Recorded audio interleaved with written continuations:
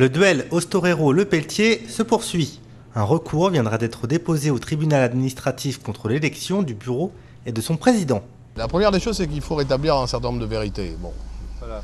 Le journaliste de France-Guyane à qui j'ai accordé un droit de réponse donc, a été informé d'abord qu'il ne s'agissait pas d'une élection, qu'ensuite ça ne s'est pas passé en bureau, mais qu'il s'agissait d'un appel à l'ensemble des membres de la Chambre, et nous étions donc 26 membres présents à cette réunion pour désigner sur la base du volontariat ceux des membres qui souhaitaient présider les commissions d'études qu'il nous faut mettre en place maintenant pour poursuivre la politique consulaire. Donc c'est sur la base du volontariat, et ce ne sont pas des élections mais bien une désignation, puisqu'il n'y a pas eu de candidat contre, que ces présidents de sous-commissions d'études ont été désignés par les membres de chacune des commissions. Ce n'est donc pas une élection, il n'y a pas d'opposition ni de majorité qui s'exprimerait à ce niveau-là. En revanche, un certain nombre d'élus souhaiteraient, dans un esprit constructif bien sûr, revoir certains points. Dans un esprit tout aussi constructif, c'est Carole Ostorero qui aimerait bien revoir certains points. Ce que je note, c'est un acharnement de Mme Carole Ostorero qui, manifestement, veut par tout moyen faire infléchir, y compris par le biais des tribunaux, une délibération qui a été faite dans la plus grande des transparences et dans le respect des textes. Le tribunal administratif statuera, et ce que je note, c'est cet acharnement à vouloir empêcher le fonctionnement de la Chambre de commerce et d'industrie. Donc je crois qu'on ne peut pas être à la fois à l'intérieur et à l'extérieur, donc j'imagine que si elle perd au TA, c'est elle qui démissionnera de la Chambre de commerce et d'industrie. Si M. Le Pelletier, par contre, en venait à perdre sa place de président de la Chambre de commerce, il pourra sans doute alors se consoler avec la chaîne ATG dont il est également le président. L'association Santé et Respect des droits pour tous s'inquiète qu'aucune communication en direction de la population ne soit faite actuellement en Guyane concernant la fièvre Zika, qui se rapproche des Antilles et peut arriver en Guyane. En Nouvelle-Calédonie, les premiers cas sont survenus mi-novembre en provenance de Polynésie française et Tahiti, frappés par une importante épidémie. En fait, le Zika, c'est quoi? C'est un syndrome de Guillain-Barré. Et c'est transmis par le même moustique qui transmet la dengue ainsi que le chikungunya. Et on a vu les conséquences de la dengue en 2013, ça veut dire 6 morts. Et là, on demande aux autorités sanitaires, et plus précisément à l'ARS, quelles dispositions qu'ils ont prises face à le Zika. Sachant que le Zika, ils disent dans le Pacifique, et en Tahiti, que plus de 75 000 personnes sont atteintes, et en plus les gens se dirigent vers... il y a 8 personnes en réanimation, et ça s'est déclenché au mois de novembre, et que l'ARS, les autorités sanitaires n'ont pas de maîtrise sur cette maladie. Le Zika ou fièvre Zika est une maladie qui provoque fièvre, douleurs musculaires et éruptions cutanées. Elle se transmet par le même moustique que celui qui transmet la dengue et les chikungunya.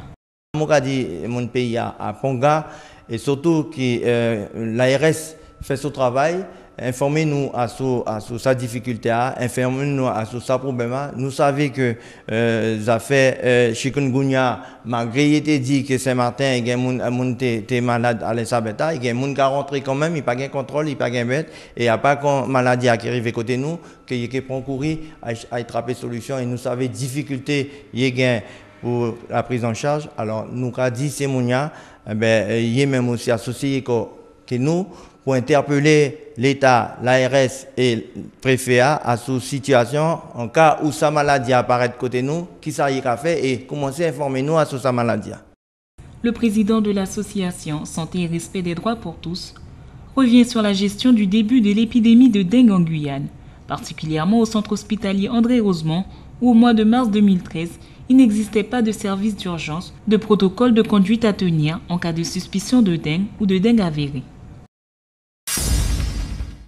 À chaque jour, les échanges entre la Guyane et le Brésil augmentent. La SGB, société franco-brésilienne installée depuis plus de 10 ans à Belém au Brésil, souhaite développer son activité. L'objectif est de créer un réseau d'activités générales entre l'Europe et le Brésil, en passant par les Caraïbes et la Guyane. Alors, les activités sont triples. Nous travaillons déjà avec l'assistance, qui est le réceptif de tous les Antillais-Guyanais qui voudront aller au Brésil. Nous leur faisons un accompagnement complet depuis l'arrivée à l'aéroport jusqu'au retour chez eux.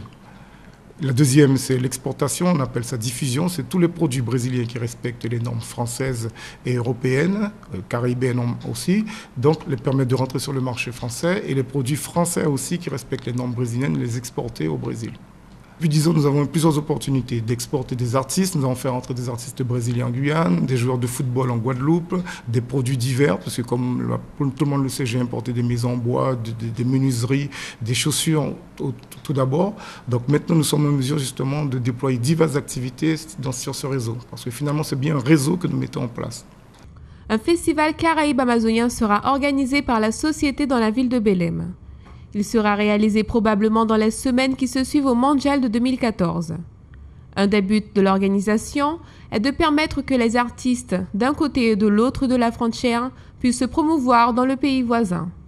Ben oui, je voudrais déjà remercier toutes les personnes qui m'ont soutenu pendant toutes ces années pour préparer et élaborer ce réseau. Maintenant, il est opérationnel. Donc, j'appelle maintenant toutes les personnes qui voudront bien avec nous se joindre à nous pour qu'ensemble on soit plus forts et réaliser d'abord un grand festival que nous prévoyons pour faire dans le courant de cette année, pour nous permettre justement tous antillais-guyanais dans un premier temps d'aller au Brésil pour montrer notre potentiel, ce que nous avons. Et la société donc SGB qui est basée au Brésil va gérer toutes les retombées de cette manifestation. La Guyane est la porte d'entrée de la France hexagonale et de l'Europe vers l'Amérique du Sud. Il est essentiel que les Guyanais prennent conscience de l'importance de sa localisation exceptionnelle pour le développement du département. L'association Combit, en partenariat avec la région Guyane, la mairie de Matoury et le consulat d'Haïti en Guyane, prépare une conférence débat autour de 50 ans d'immigration haïtienne et d'intégration en Guyane. Combit, c'est une association qui a été créée au cours de l'année 2013 par un certain nombre de personnes ici, d'autres associations issues de la communauté.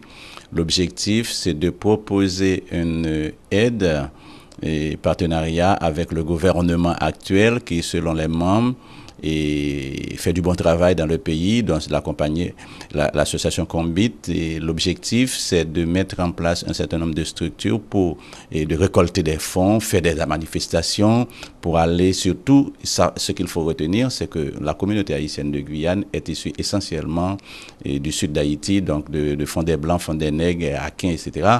Ils veulent apporter une collaboration pour la construction d'un centre de formation professionnel dans la commune d'Aquin, donc dans le sud d'Haïti. Donc voilà un petit peu le but de la création de cette association dirigée par M. André-Yves Rameau, que tout le monde connaît, de Radio Mosaïque. L'association a souhaité rendre hommage à ses 50 ans d'immigration en Guyane. La première vague a été amenée par Lucien Gano, petit-fils de colon, dit Lili pour les intimes, qui après le cyclone Flora qui a ravagé Haïti le 3 octobre 1963, lui-même planteur-cultivateur de café, a souhaité trouver une terre fertile pour y continuer son exploitation. Une terre répondait à ses exigences. Il s'agit de la Guyane. La première vague est arrivée par bateau et qui fait que, et après, je ne peux pas vous dire pourquoi ce projet n'a pas abouti, mais en tous les cas, de famille en famille, la communauté haïtienne s'est installée aujourd'hui. Je pense qu'il y a une place de choix et que j'appelle l'intégration, de la raison pour l'association de Combit de commémorer ça avec deux objectifs. C'est aussi de dire à la population guyanaise qui nous a reçus, merci pour votre aide, parce que nous nous sentons en tous les cas très bien intégrés, même si la France n'a pas une véritable politique d'accueil et d'intégration. Une intégration qui semble réussie pour les Haïtiens de Guyane. Combit signifie Mahuri en créole, ensemble pour faire quelque chose d'intérêt général. La Guyane a été choisie par les Haïtiens. Aujourd'hui, un habitant sur 6 nous vient d'Haïti. Donc je crois que cette intégration-là, et heureusement pour nous et malheureusement pour les autres, on ne trouve pas nulle part ailleurs aujourd'hui. Et je crois que c'est ce que nous voulons symboliser. Dans tous les aspects du développement économique, on trouve quand même un Haïtien. Et depuis récemment, nous sommes arrivés à partager la responsabilité publique. Ce n'est pas rien et ce qu'on ne peut pas trouver aux Antilles. Rendez-vous demain, samedi 25, à partir de 10h à la mairie de Matoury. Des conférences y seront organisées. Dimanche au Procte à 16h, toutes les délégations venant du gouvernement haïtien seront présentes.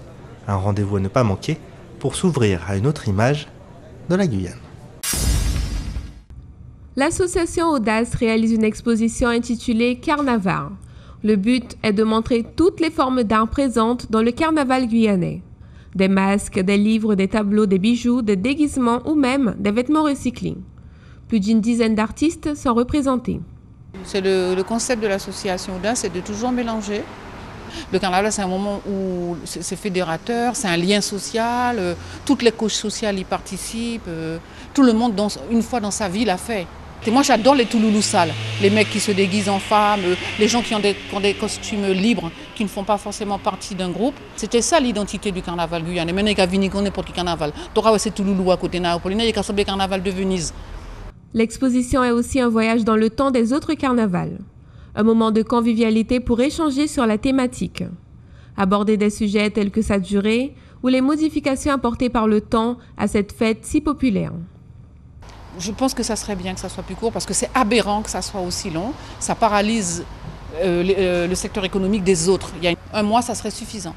C'est devenu politiquement correct parce qu'on veut qu'il n'y ait pas de vague. C'est pas possible. On ne veut même pas qu'il y ait quelqu'un qui soit blessé ou tué. Ils ont vu ça où? On ferme même les bars et tout. C'est pas comme ça. C'est pas la répression qui éduque les gens. C'est pas vrai. L'exposition s'est présentée le 22 janvier et restera jusqu'au 9 février. La salle est ouverte du mardi au samedi de 16h à 18h50 et le dimanche de 9h45 à 12h45. Un atelier de création de masques aura lieu le 1er février. La salle d'exposition de Matoury est située face à la mairie de la commune.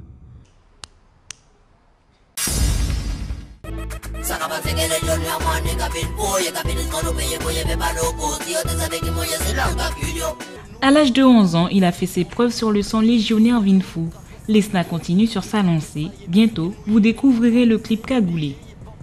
Conscient des difficultés pour percer dans ce milieu, le jeune artiste guyanais semble avoir la tête sur les épaules, s'investit autant dans ses études que dans la musique. Bon, j'ai commencé mon parcours a débuté en 2006 avec mon premier morceau Légionnaire qui